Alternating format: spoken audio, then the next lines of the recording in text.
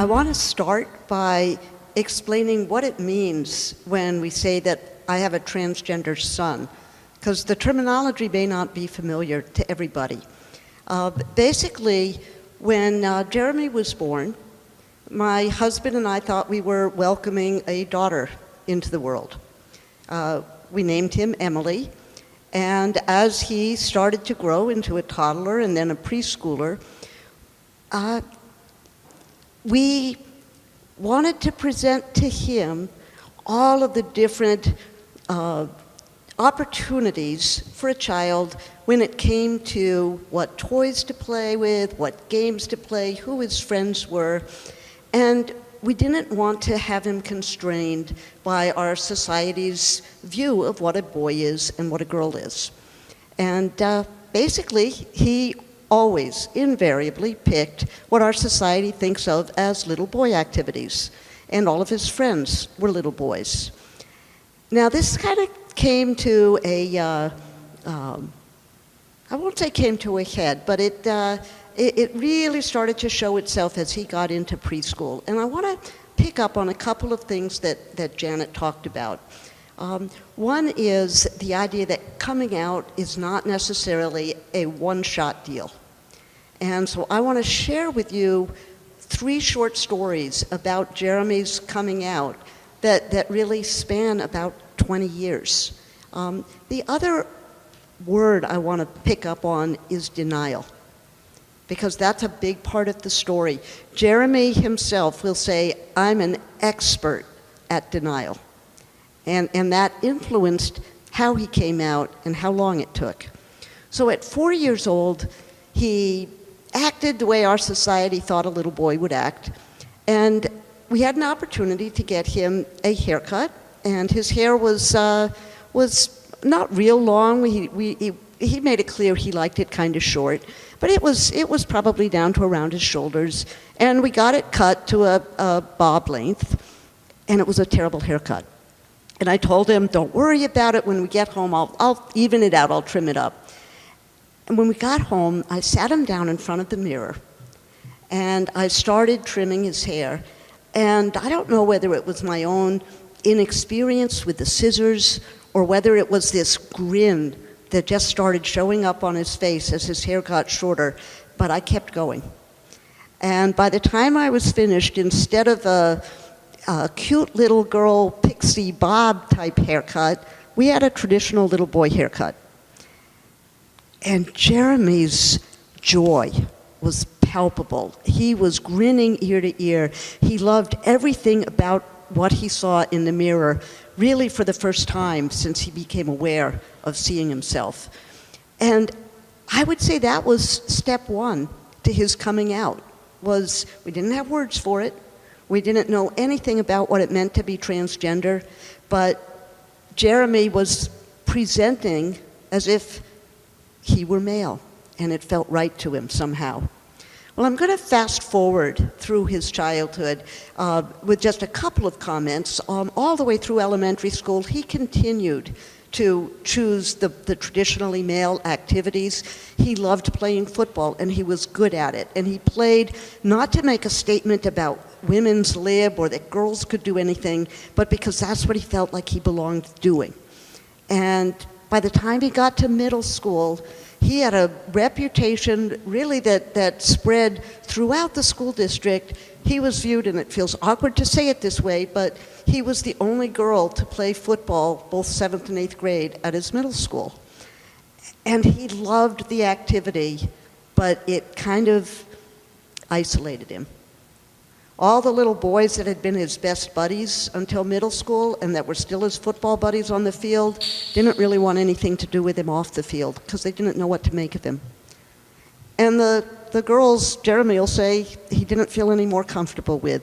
He didn't know what they were thinking or how to interact with them. And in retrospect, we realized it was because he wasn't one of them. High school was difficult for him. College was difficult. He went in and out of trying to be a good student and it not working because so much of his energy, his emotional energy, was caught up in trying to figure out who he is. He'd been exposed through his research on the internet to trans communities, but that denial was still there. And so he didn't say, I'm trans. He just read about it, visited some chat rooms, observed some conversations, and said, well, that can't be me. Fast forward until he's 23 years old, and his big sister asked him to be her maid of honor at her wedding. Jeremy, still presenting as Emily, still not identifying as a man, though not identifying as a woman either, said yes, because that's what sisters do. They stand by each other's side at weddings. And as the wedding got closer and the maid of honor gown arrived in the mail for Jeremy to try on and make sure it fit, he was getting more and more upset. And to tell that story, I'm actually going to read for a minute. I've got as you were told, I've got a book that I'm working on that'll hit the bookshelves in about a year, and I've got a brief cutting from it.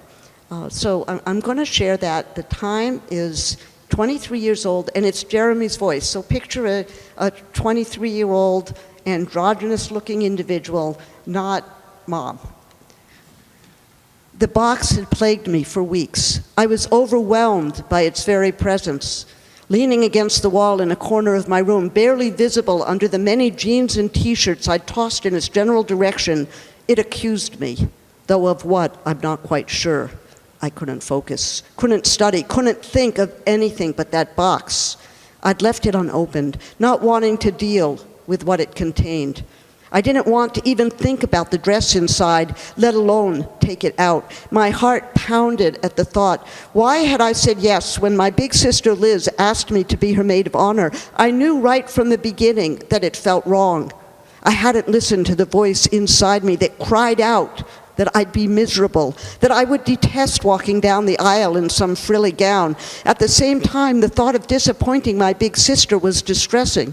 The thought of wearing the dress, however, was even worse. This morning, I'd opened the box and I laid the dress out on my bed. All I had to do was try it on. All day, with every word of every lecture, my mind drifted back to the dress waiting for me. Why was this so hard? It was only a few years ago that I'd put on a lacy, form-fitting outfit to go out dancing. I tried to convince myself that I could wear a dress one more time. Arriving home after class, I walked slowly into my bedroom, stripped down, and slipped the dress over my head. On somebody else, I would have thought it beautiful, no question. Not on me. I cringed at the thought of wearing it in front of everybody. I cringed because it was so totally and completely inappropriate for me, a prison uniform instead of a beautiful gown. Every fiber shouted out femininity, and it was the exact opposite of what I like, of who I am. My throat tightened as I felt my eyes tear up in frustration. I don't understand why I react this way. I don't know why it makes me wince to see my body reflected in a store window, why I get a terrible feeling in the pit of my stomach just thinking about my curves. But I do, every time. Deciding to face my anxiety head on, I left the safety of my room and walked over to my housemate, sitting in his usual spot in our living room. I raised my arms and spun around, allowing him to take it all in. He could see the devastation on my face and the way I ached with uncertainty. Then in a calm voice, he said quietly, "You have to tell her. You're tearing yourself apart." He was right. I couldn't think of anything else. I hate my body. I have ever since puberty, when it first betrayed me. I'm not supposed to have curves on my hips and breasts. I'm supposed to be flat, like a boy. I know that. I just have no idea what to say to my big sister. This was really the second part of Jeremy coming out. He did find the words to talk to his big sister. Not to say he was transgender, he was still in denial about that, but to say that he couldn't present any longer as a woman. And he and his big sister worked out a deal where he wore the same slacks as all the groomsmen and a white dress shirt and a vest that matched the bridesmaids. And Jeremy stood with the bridesmaids and was part of the wedding party. 2 months later, his big brother got married. By then, the family was a little further along. More importantly, Jeremy was more ready to talk. And he wore the exact same outfit as all the groomsmen. And he stood by his brother's side in that wedding ceremony. But he wasn't out yet. He was ready for surgery. He was ready to say, I want to be flat. I want to get rid of my curves. And he did that. But it was another year before he dealt with his identity search and realized he's trans and decided the time had come for him to truly come out. And he did so on Facebook. And for his generation, if you come out on Facebook, that makes it real. He posted, hey guys, you might have noticed my picture's new and my name is now Jeremy. I'm going to start using male pronouns. Please call me he, him, his. And by the way, I'm going to start hormones in a couple of weeks. You're going to hear my voice get lower. My shoulders may broaden. I may get facial hair. Bye. And that was his posting. When he posted, it freed me up to come out of that second closet that Janet spoke about. And I posted on Facebook. I said I was so proud and happy to share with the world that now I have 3 sons. And I said how proud we were of Jeremy, how much courage he had shown, that we knew it had been a difficult road and that he had overcome so much, and that we had been by his side every step of the way, and we would continue to be by his side for wherever his journey took him. My brother, who is gay, was very touched by what I'd written, and he shared it with his Facebook community, and it kind of went mini viral. And we started getting letters from friends of friends of friends, Facebook messages, saying thank you for being an accepting parent. And that felt great. And then we got messages from young trans men who told me that they had been kicked out of their homes when they came out to their parents. And that felt pretty awful. And at that point, my husband and I started doing our research, and we realized that over 40% of transgender teenagers have tried to kill themselves. Not just thought about it, but actually tried. 40% of our homeless youth are homeless because they are somewhere on the LGBTQ spectrum and had been thrown out of their homes. It was at this point that we decided we had to become allies, and then advocates, and finally activists. And our lives now are tied to that. We stand with our son. We go to those rallies that Janet talked about. I proudly hold up a sign that says, we love our transgender children. And I've had the incredible experience of having people run up to me from the crowd and hug me and thank me for expressing that sentiment. So coming out for Jeremy was a 20-year process, and we couldn't be more proud of him, his courage, and all that he is today. Thank you.